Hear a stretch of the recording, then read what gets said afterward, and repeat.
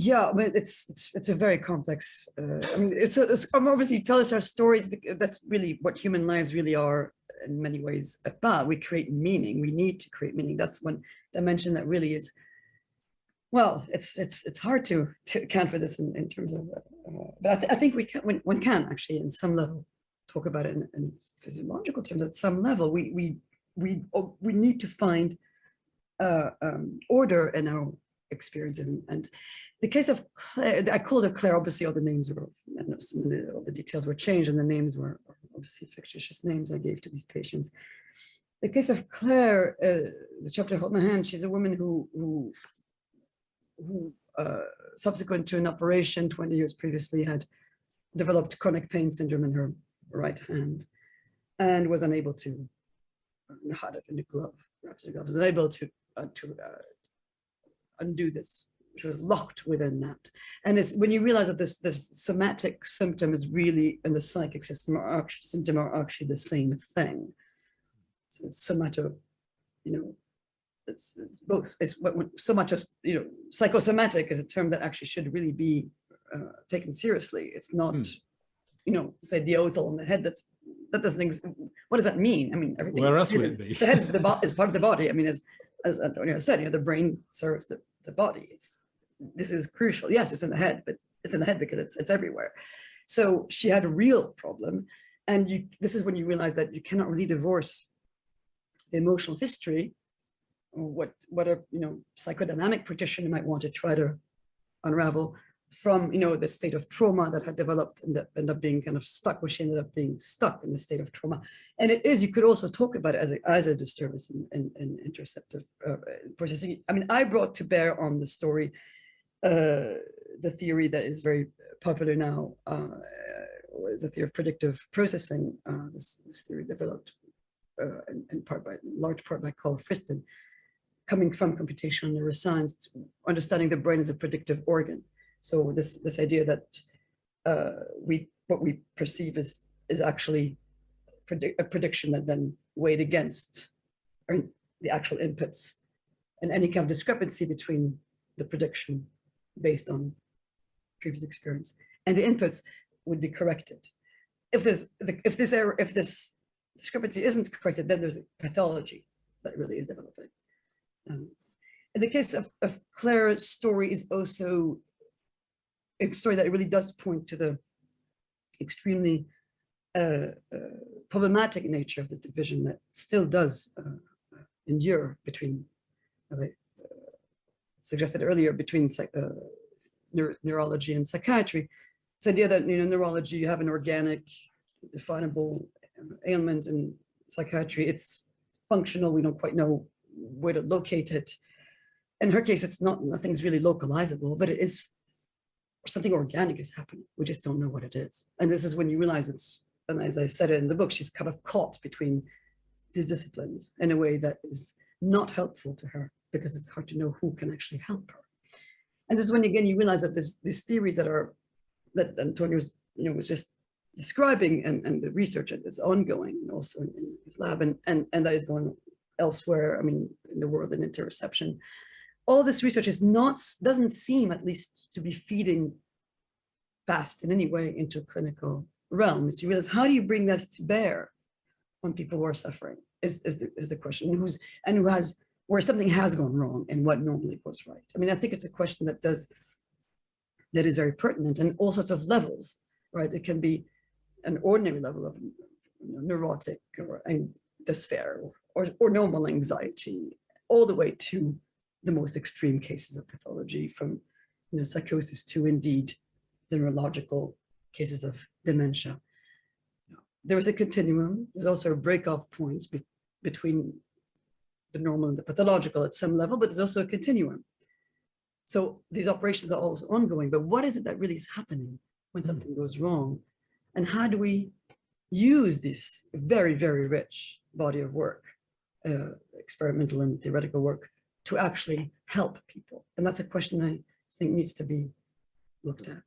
And it's a very difficult question. It needs a coalition. It needs people from the world of neurology and neurosciences to be together with the world of psychiatry and psychology, because there's all of these sub-differentiations in what people actually do.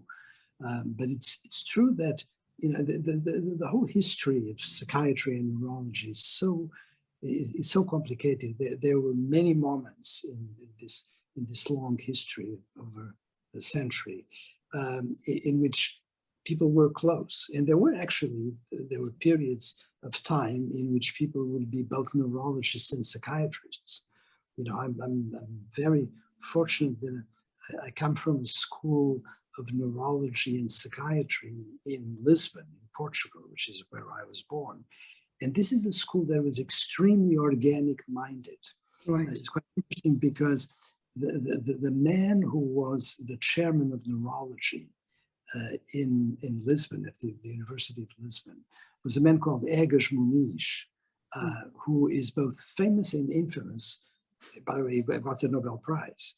And he got the Nobel Prize for inventing these two things. One was angiography, cerebral angiography, which is a marvel of study and of invention, because this is the man that had the guts to inject dye in the blood circulation so that you could see that dye in X-rays going through the brain. And by sensing the movement of blood vessels, you would detect that there was a tumor. This was an incredible breakthrough. And we're talking about the beginning of the 20th century. And the man was thinking this.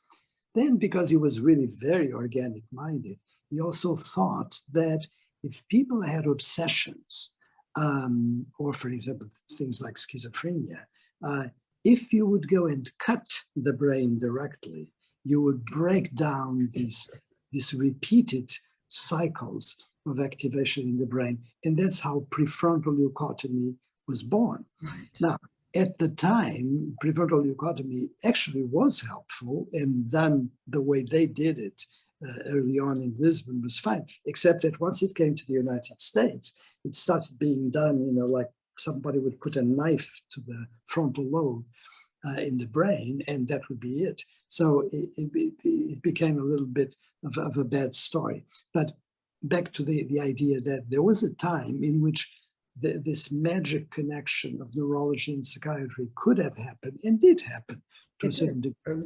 Except that then things got so complicated on both sides that, again, they were lost.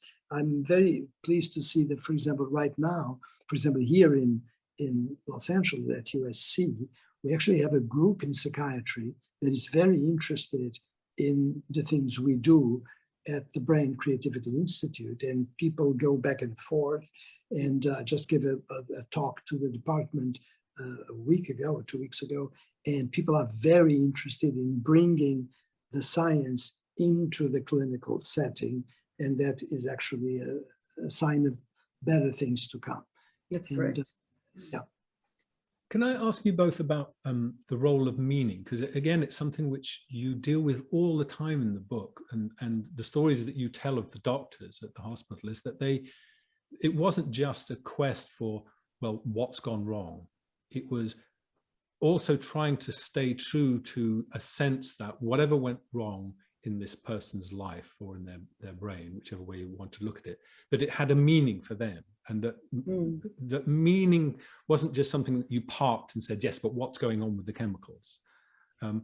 And that's central to both of your works, isn't it? That talk a bit more about that, because meaning is not a medical term, but it's a human term, and we're not going to get anywhere without meaning. And both of you hang on to the importance of meaning. Could you tell us? Yes, I mean, this is where humanities and sciences really are incredibly so complementary to each other. You cannot, you need the humanities and the science. You need the science also to feed the human. I mean, we need each other. So this is a great example of what we're doing. I'm a human. I'm not a scientist. You are, Antonio. I'm a philosopher, historian. I love science, but I'm not a practitioner, nor a clinician. But meaning, indeed, is what humans seem to be. Look, as I was saying before, I think a good example would be the story I tell about the man I called Toussaint, this Haitian man who has these acoustic hallucinations, but who thinks that he's actually been bewitched. And what was fascinating in witnessing the examination was how marvelously empathic the doctors were to Toussaint's own culturally constructed beliefs about what had happened to him. And his beliefs, the meaning that he gave to his own story were absolutely valid, in the sense that there was no, the doctors were going along with it because they knew that this was part of how he experienced his own hallucinations. Of course, there was a medical story there, but the medical story did not contradict the cultural story. And I found that really interesting. And he had, it was a rather simple story in a way. I mean, he felt like the people back home were jealous of his own, success, or whatever he thought himself as successful in France, and that somehow they were injecting these, they were sending these voices to him.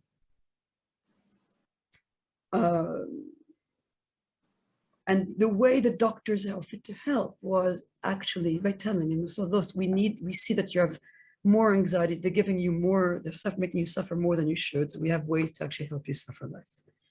And that was how they managed to put the two together, really, they put the two stories together. This is when you realize the cultural context is hugely important. It determines, it is part of what we are. We are not, none of us are born in a vacuum. We are all socially, profoundly social from the way word go. I just wanted to ask you both, is there an intimate connection between the self and meaning? And is there something about the self which needs meaning and the other way around? I'd like both of you to talk about that, because it's there in the book from beginning to end. You certainly need the self in order to construct meaning. Meaning only makes sense in the context of the self. So meaning is about significance of whatever happens to you in relation to your own history. So it's something, for example, I love animals, but I don't think that dogs and cats have meaning in the strict sense that we do. Because I can construct a story about meaning for dogs, but it's not in the same sense, because it doesn't have the resonance that it does with us. With us, meaning, the significance of an event resonates through our history, because even if you're not conscious on the moment of a particular long-term, long-depth meaning of an event, that is there, and the links are activated and they stay there sub rosa, and if need be, they'll come up. And what people who are good at thinking and writing, which is the case of the two of us, what we do is actually dig up some of those things that were not immediately apparent in the repercussions of an event in our own histories, and then we sort of pull them up and bring them together. But so it's really about, I think the word resonance is critical. It's how a certain event has an impact on our histories and gives it a particular meaning, a particular significance. And of course, it's a significance that also projects itself into the future. The reason why all of these significances are important now is because they are indications about what the future will hold, in a way that is a little bit to do with the notion of prediction, except it's not a prediction in the proper sense, but that's fine. Sorry. That's precisely what we do also in fiction. That's what artists do. That's what writers do in fiction. That's what artists do. Obviously, we taking parts to create new things out of them. But it goes back to, David, what you were asking earlier about memory, right? Of course, without memory, you cannot have this construction of meaning, nor can you have the projection to the future. And imagination is a kind of recombination, in the sense, of all those elements. this is why really they are part of the same operations, even in, I think, in neurological terms as well. I mean, there's layer, I mean, people who have certain kinds of amnesia can no longer project themselves into the future either. And some of these patients have this happening to them as well. Like the case of Vanessa at the very beginning, the young woman who wakes up out of a hypoglycemic coma, having forgotten 10 years of her life. Very, very, very puzzling case that the doctors really did not know how to interpret, except by maybe, again, calling it a kind of functional, what you would have called hysteria or dissociative syndrome of some kind. Her sense of self was intact, but she had become unable to, I mean, she had forgotten this person. She was not projecting herself into her own future either. And there are a lot of cases like this. And you, in a sense, I mean, we really do need to be able to do this in order to have meaningful lives. So this is also why depression also is a syndrome, is a kind of syndrome, really, because it can be so many different kinds of things that come along with the incapacity to find meaning, create meaning, and even project yourself into the future, or even find any kind of validity in the past. Except in the case of depression, there's a sort of lack of the impetus to generate anything. Whereas in the cases of amnesia, it's just not there to begin with. Exactly. The contents are not there.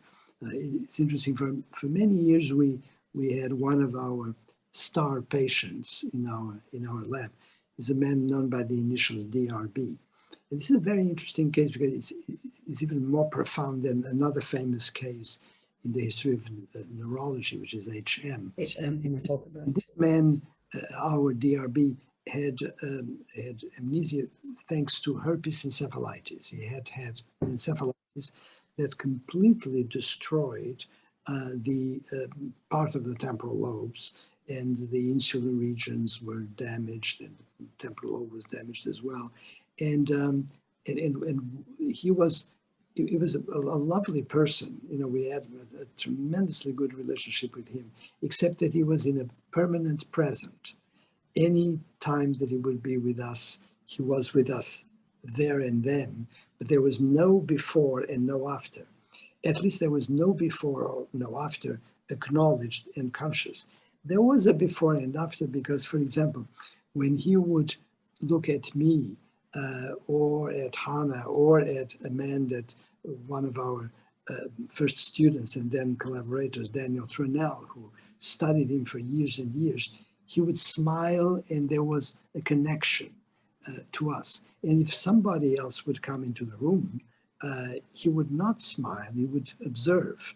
So clearly there was a difference between the way he treated us and he treated other people. But he had no idea what our names were or what we did.